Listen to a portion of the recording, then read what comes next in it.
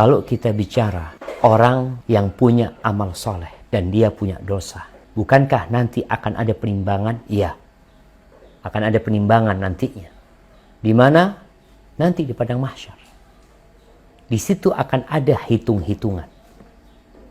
Perhitungan di sana yang akan menunjukkan apakah dia lebih banyak amal solehnya atau amal keburukannya. Allah mengatakan, فَأَمَّا مَنْ ثَقُلَتْ مَوَازِينُهُ فَهُوَ فِي عِيشَةٍ رَاضِيَةٍ. Tuh, yang lebih berat amal solehnya, maka dia akan berada dalam kehidupan yang mulia. Kehidupan yang nikmat, yang penuh dengan kenyamanan di sana. Itu nanti akan ada penimbangan tersebut. Kalau pertanyaannya, ada dosa-dosa yang Allah akan azab. Kita di dunia, jemaah, kita punya amal soleh. Kita sholat, kita berpuasa. Tapi kita sakit. Kita kena musibah. Kita bangkrut. Apa kata Nabi SAW? Ketika Allah Azza wa Jal mengatakan, Laisa bi amanikum, wala amani ahlil kitab. Man ya'mal su'an yujzabi. Bukan termasuk angan-angan kalian atau ahlul kitab. Urusan amal, balasan, pahala. Enggak, ingat. Man ya'mal su'an yujzabi. Barang siapa berbuat kejelekan, pasti dibalas. Pasti pembalasan itu ada. Makanya ketika ayat itu turun, Abu Bakar Siddiq merasa berat, jemaah. Dia mengatakan, ya Rasulullah, kalau setiap dosa yang kita lakukan kita dibalas, kita akan binasa. Karena kita semua punya dosa. Lalu Rasul SAW menyebutkan balasannya. Apa balasannya? Awatamradun, bukankah kalian merasakan sakit? Ya, kecapean, kemudian kena duri, semua itu jadi balasan buat dosa yang dilakukan.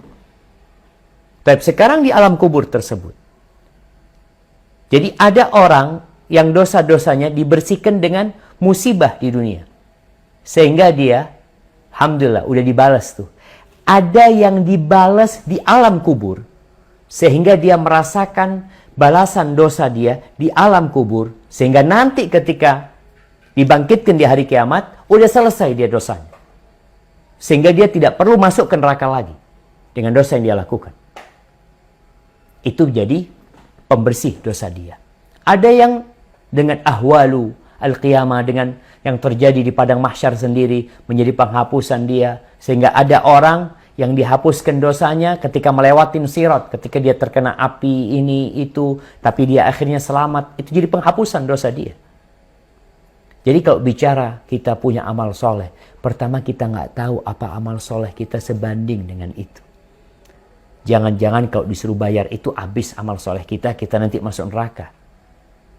Maka kita lebih tahu dengan, Allah lebih tahu dengan yang baik buat kita. Sehingga orang yang mati syahid, ketika dia mati syahid, ikut berjihad, kemudian melakukan dosa, al-ghulul termasuk dosa besar, jamaah. Mengambil dari harta rampasan perang ini termasuk dosa besar. Dan kita tahu dia belum bertobat.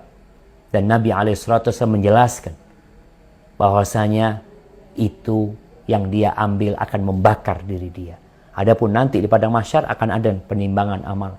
Dan kita juga tahu bahwasanya amal-amal soleh itu, kalau memang lebih banyak amal soleh dia akan datang di kuburan, menemani dia, mendampingi dia. Dan bisa jadi juga setelah nih sahabat yang meninggal dunia dibakar dengan pakaian tersebut, kemudian sudah setimpal dengan yang dia lakukan, dia akan beristirahat dan merasakan kenikmatan.